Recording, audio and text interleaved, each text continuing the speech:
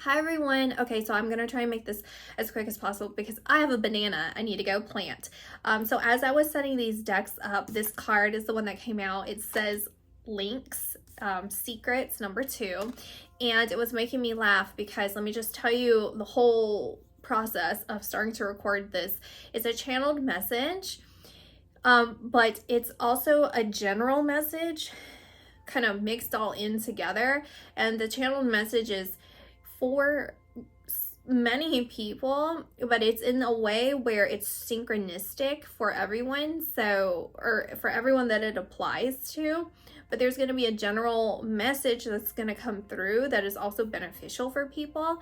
And so I was thinking today that I would record later, but I was going to do, honestly, I just opened myself up to whatever was my purpose to record today. And this is what unexpectedly, I thought maybe it would be a celebrity reading or something, but it's obviously this. And so I started hearing Unfinished Symphony, and that is indicating that you are either a musician, you have a musical piece that you've set aside for months, years, however long, and you have no intention, or you just kind of forgot about it, or you've been thinking about it but you aren't working on it to pick that back up, or you're some sort of artist, or have some sort of project that you've been working on that you set to the side and you need to go ahead and start doing that again. This could also be indicative of cleaning, because they're bringing me to I don't even want to talk about this, but they're bringing me to this one time I almost died. And in those final moments that I was like dying, I was thinking, like, my regrets was that I wanted to like have the house a little bit cleaned up so that when like the officers or whoever had to come, like the medical staff would come, then it wouldn't be so messy. And so they're highlighting that, not because anything serious is gonna happen to you. It's just like, it's like when you pass from this world, what are your final regrets? Like, wouldn't you want to finish that musical piece? Wouldn't you want to do the things that you were passionate about that you started and then you set aside? And so, not that dying's funny or me dying's funny, but anyway, anyway, okay, so moving on. So they're saying that, right? And then they're talking about how, so what happened is I went to my cabinet of cards and I was thinking to myself, I'm gonna get some paper out too so I can scribble. And they told me, they're like, no, don't do that because you're going to complicate it. You're not going to get the right message. They're like, don't do that. Get the decks. And so I looked at the decks and it was like highlighting in my head, like ding, ding, ding, ding, ding. These are the decks to get. And so I pulled all the decks out. I laid them out. This one came out. And then I was eyeballing a specific deck. And I kept thinking to myself, that's going to help supplement this information. So when I pull them, that I can have that as backup. And I was consistently pulled away because I kept asking because I really wanted to use this deck. They're like, don't do it, because even though it would be beneficial, I personally need to work on this ability, in the sense of don't supplement it with something just because you know that it's going to deliver the message sooner or more concise. Like, I need to actually hone in on what this information is. I need to like bring it into life. That's what they're showing me, is like literally like an orb, or like what's contained within this orb is the information. I need to pull it down here. Okay, why this is so funny to me, which I mean, it's not so funny. It's a 7. It's a 6 or a 7 out of a 10 funny. It's because I felt an alien race, and they want me to talk about this. And so it's so funny that this came out, because it's like, it just is so like synchronistic to me about this. Okay, so I haven't had that much, okay? The information's just coming through really fast. So they're bringing me back to I talked about aliens before, like visitations before on my channel. And so it happened a second time, like within the past 3 to 5 years. I don't remember how long ago it was. It wasn't that long ago, basically. And so when they came through, I did not know what was going on. I was unsure. I was very skeptical and sketched out, and I resisted it. And I like screamed, like in my mind, I was like, no, I'm not gonna do this, no. And the energy pulled away from me. And so I thought about it and thought about it for a long time, and I'm thinking to myself, what was really going on here? And I ultimately decided that it was a benevolent energy from some alien race, right? And you know, within these alien races, there are, it depends on the frequency of this, that system, that planetary system of, you know, okay, hold on, let me slow down. So let's compare it to Earth.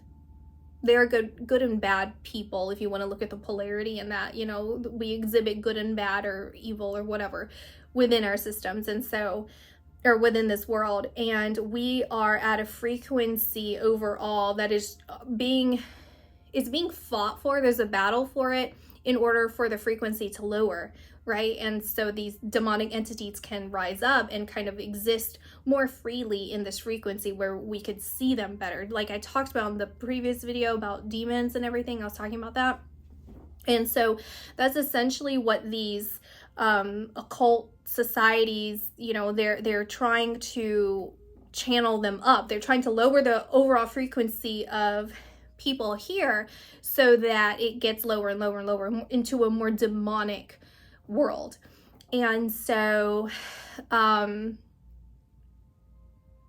brings me back to light workers. Ultimately, one of your main tasks or goals is really to bring the frequency back up or maintain the frequency, and then let people bring themselves up. Okay, so, and that's over the course of generations, right? So anyway,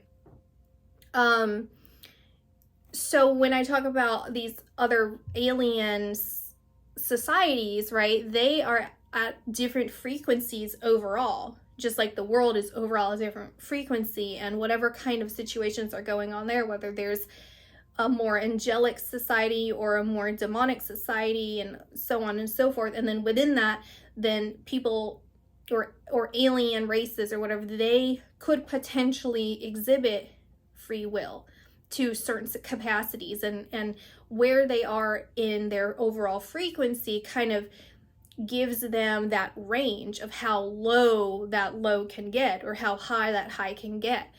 And so, or how good or evil, right? You get what I'm saying? And so, and then they're bringing me back to like, it's like there's a teasing energy, like funny, whereas like they're showing an example of, could you imagine if these other alien races are doing some sort of divination, and then they're saying, this is what the Earth's message is for you, you know, and it's like blanket statement, when, you know, then you can kind of draw it in and pinpoint like you, and then it's like you saying to this race, like, I didn't say that, like, that's not what I think, that's not what I believe. You know, so that's what they're showing me as an example is, you can kind of get the overall energy of what we would collectively say to them if they were doing some sort of divination, like from our purest form or from a collective form. Or they could potentially be pinpointing an individual, and whether they realize it or not. So they're flipping it. I just gotta, okay, anyway. So they're flipping it, and they're saying essentially that's kind of what's happening here, in the sense of what you need to do is identify, or what you should do. You don't need to do it. They're saying what you should work on is identifying who is communicating to you down to the pinpoint. Don't kind of, they're saying you can look at it as an overall, because then that kind of pulls your energy to that direction, you know, so it's kind of giving you a map. It's like kind of feeling, it's like feeling in the dark, and then you can feel their presence, right? So then you can kind of get closer and closer and closer and closer, and then from there you can find an individual soul, or spirit or whatever, right? And so what am I saying here is that they're trying to communicate with you. So when I talked about when I said no to that last experience, I was still skeptical for a very long time. I'm actually not skeptical. I believe it now, that there was a visitation. And so I have a very intuitive friend, and they're like chef's kiss, like perfection at, okay, I'm not gonna say, no, they are very, very, very, very good at this ability that they have.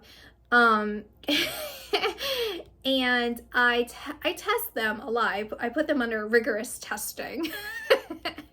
and so I can identify, like I can interpret for them basically of like whether they're picking up on information that is of someone's mind or of the reality. And so anyway, I had them do a blind reading on me, and they saw this race, this alien race, and what they essentially said was that this particular race was coming back to me. Like there's a familiarity between me and this particular race, and that there was this feeling that they felt hurt, or they felt kind of sad because I rejected that rejection of like pushing them away, because essentially what they were doing was they were trying to give me some sort of information, and I was like, I don't want it.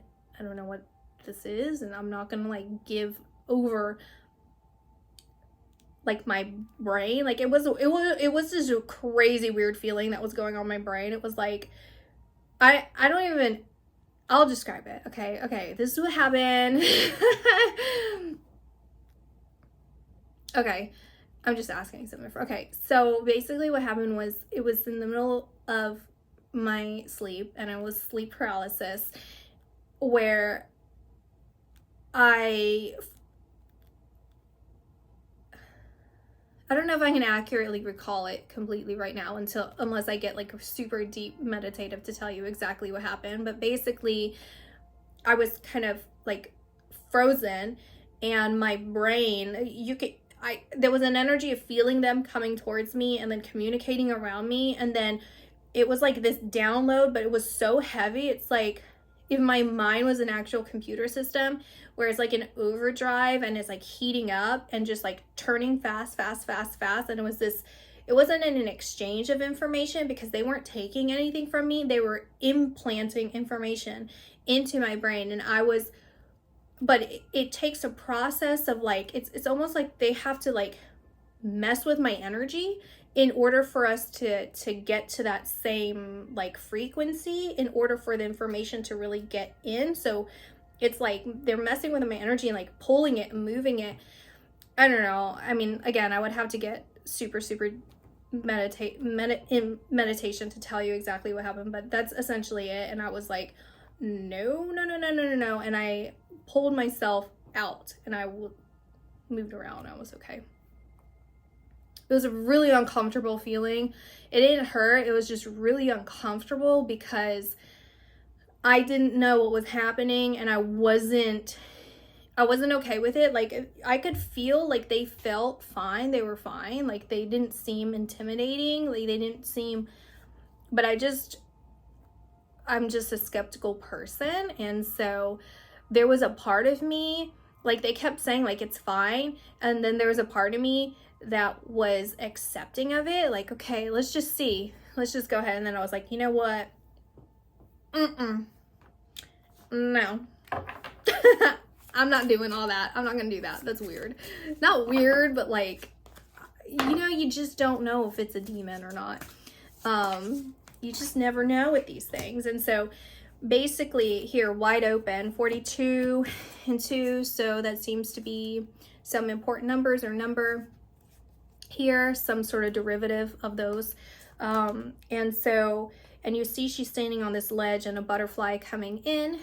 So essentially this is what they're saying, which again, I mean, take this advice from me if you want. You have to you have to be perceptive enough to decide whether or not these energies are good or not, they're benevolent or not. Otherwise, you're going to be opening yourself up to something that you shouldn't be doing, right? And so, y'all, you know, no hurt feelings, aliens, if that's really what happened with me. Split the deck, flying, reversed. I feel like that's just kind of further explaining. But if so choose to come back, they could come back. This is my official statement. So if anything happens to me, something super weird happens, you know, this is my public statement. So anyway, essentially be wide open to it, be available to this information, be receptive to this if you so choose, if you feel this is right for you and appropriate for you at a time where it's appropriate for you. We have companionship, ritual, and truth. Because I do feel like this is some sort of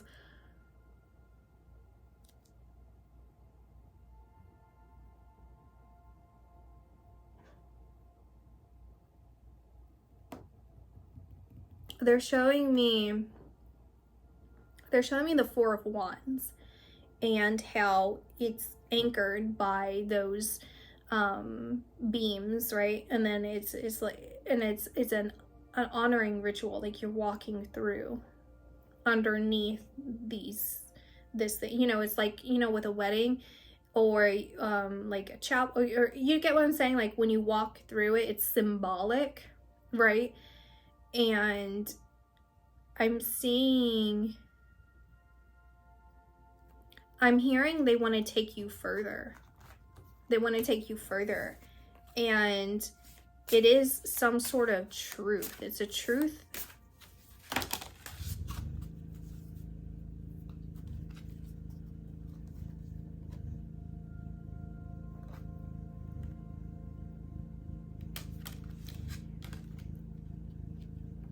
Okay, I asked,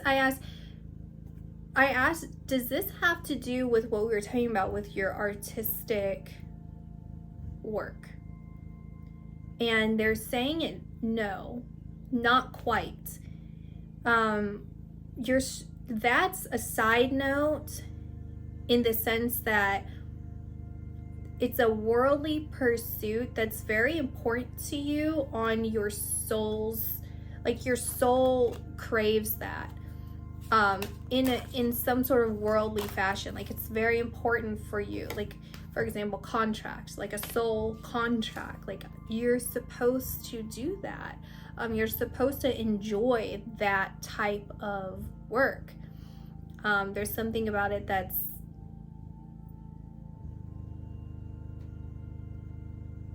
it's supposed to activate you and also anchor you. Like that's a grounding activity for you in order for you to be more level.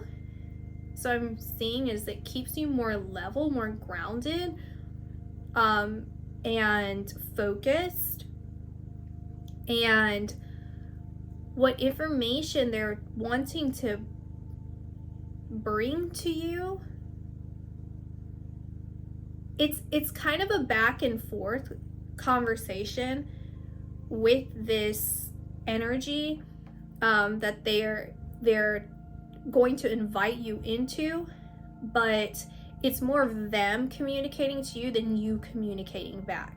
It's more about them bringing information to you. And a ritual is standing out a lot to me because this feels ritualistic. You're not supposed to be doing a ritual in order to bring them in. This activity alone is a ritual in some way, where it's bridging the gap between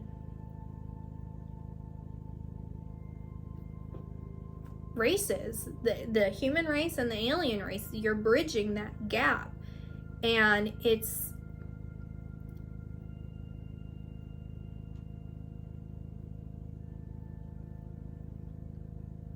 They're saying, they're asking me, they're saying, well, what were you saying about what my friend picked up on, which was that basically they were the ones who originally visited me when I was a child, and I'm connected with them on a soul level. There's some sort of deep soul connection to this alien race, and or at least this group of aliens that visited me. And there's a reflection that they have that is very similar to how I felt when I was a baby. I haven't talked about this in detail. I should. But essentially, because of me pushing them away, it brought them an awareness that there's, on some level, me forgetting who they are. Because if I had remembered fully, then I wouldn't have resisted. I wouldn't have been skeptical. And so this truth that's coming in for you through this practice, this ritual that's happening for you, which isn't forced. This is not supposed to be forceful. And it's not supposed to be you like going and it's not supposed to be intentional, is what I'm saying. Like, you shouldn't be going into a meditative state intentionally trying to seek this out. It would be as if you were just doing your meditative practice, or you were going to sleep and then it happens.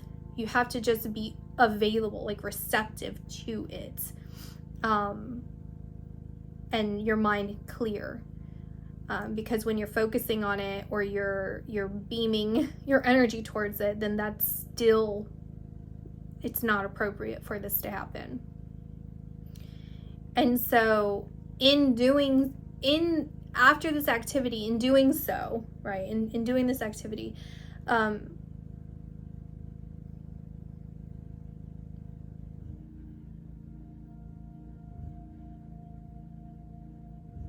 it changes the way that you see your work. It changed, like,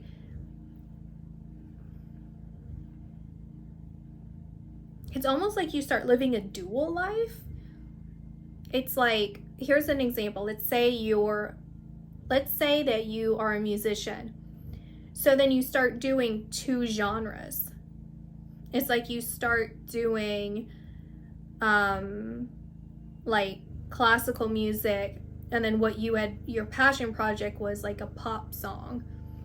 So then it's like 2 separate things, but one is more like transcendent, like purposefully transcendent.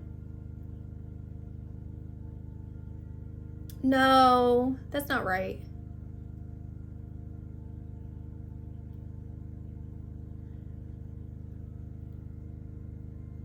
It's like,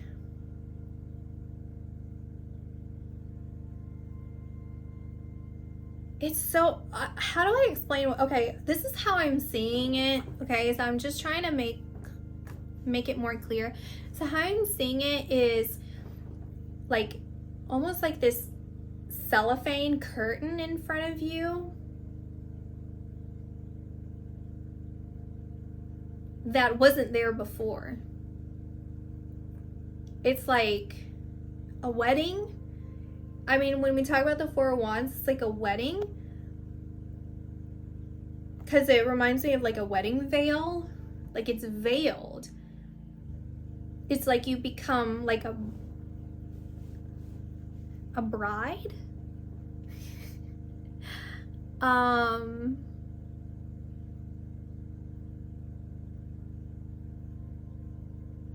I guess it could be something like that, where it's like you are still, it's like you have another purpose. You have another purpose. Just go with it. But not only were you a woman just heathing around, now you're a wife. you can cook and clean. That was a bad joke, but anyway. but that's how it is. Like now you have two identities, right? Like it's like Mrs. and Miss, right? So it's like two you do you get what I'm saying?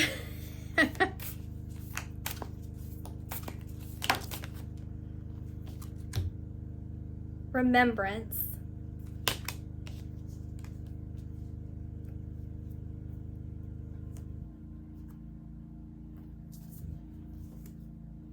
Okay, and this is repeating let go, focus, and awakening. What I was talking about, where you have to release that focus on this, but be aware of it so that when it comes in, then you can discern whether this is appropriate for you. Why is this coming through though?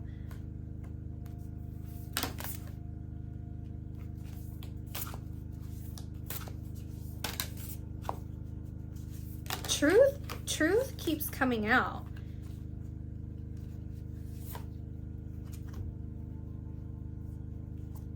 I'm confused.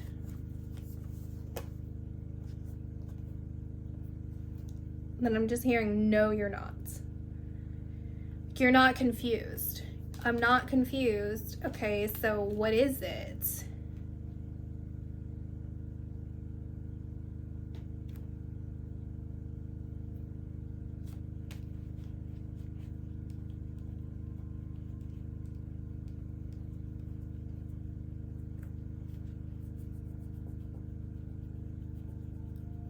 You're gonna know your name. You're gonna know your name. This must be a multitude of things. I'm seeing the number 2. It's so important here. Like variants of 2s. Different numbers, like 2, 12, 6, 44, 40, 22, 42, 62, 26. It's like any 11. Why is 11? Oh, what about 11? It's so many different things, because it's like an indicative of a marriage, like in the physical, indicative of a spiritual marriage, and it's again that ceremony or that ritual of moving from singlehood to marriage, and what that means spiritually. It's like a spiritual marriage, where basically there's like two complete souls unite, and it's that it's like when polarity ceases to exist, it's that oneness, that unity. And this bridge that I'm seeing from this alien race must be some sort of ceremonial marriage and a remembrance, much like how, okay, I have to tell you this because this is where it's getting squirrely for me. So when I was a baby, I may have talked about this a little bit, or maybe said the same thing, so I'm going to say it because it's relevant here. Again, when I was a baby, under 3 years old, okay, I was in those little bouncy chairs, and I had an experience where I went to my soulmate, and I saw my soulmate, and I saw them living their life also as a baby. And I was in so much emotional pain because I realized it's something that I'd always known, but there was that realization in that moment of like visually seeing it, like physically seeing it, like as I was in a human body, and kind of like viewing them, like remote viewing them. I feel like I astral projected to them, but that there was a part of them that forgot me, and that kind of acceptance, like it was finally like me having to accept my fate of, well, now I have to live again. I have to go through life again. Then it feels so slow. And it also made me realize, as much as I saw that he had forgotten me in some ways, that meant that I was forgetting him. And that because I had felt this polarity, I felt this distance, that there was so much that I was already forgetting. And I felt so out of control from this. It was so painful and so stressful, because you just have no control over losing your memory. You have no control over it. And my guides were trying to just pull me away and pull me away and pull me away. And it was really the only thing that really saved me, I feel.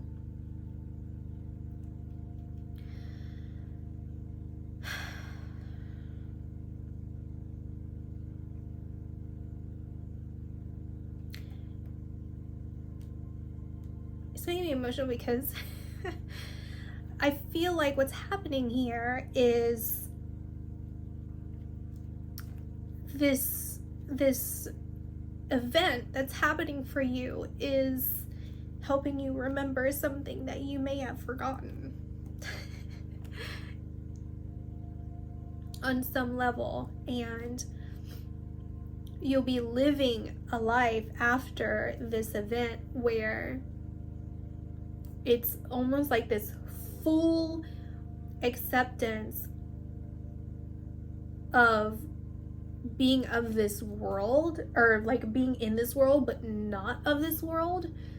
It's like really just seeing this in a new way and being at peace with that. And it's as if moving forward, these things that you would do, these activities you would do that felt more worldly, like I talked about with this project. My nose is running.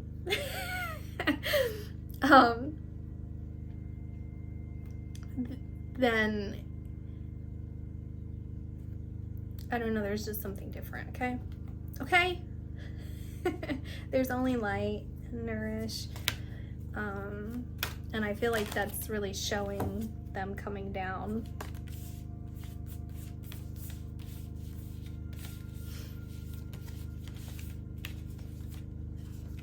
We have victory, insight, sensitivity, soul love, divine feminine.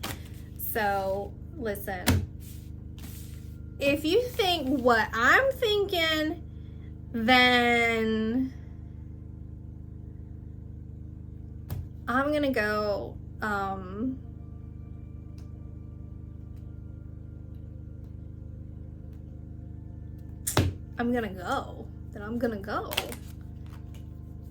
I'm gonna go play my banana.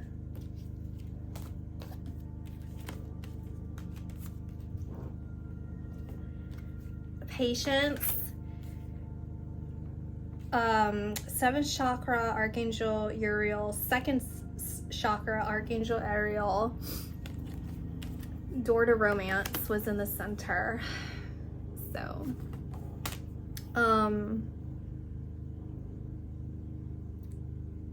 and patience, I mean, that's all we can do here. Okay, hope that resonated for whoever needed to hear this, and that, I mean, I know it did, so whatever, it is what it is. I will talk to you guys later. Bye.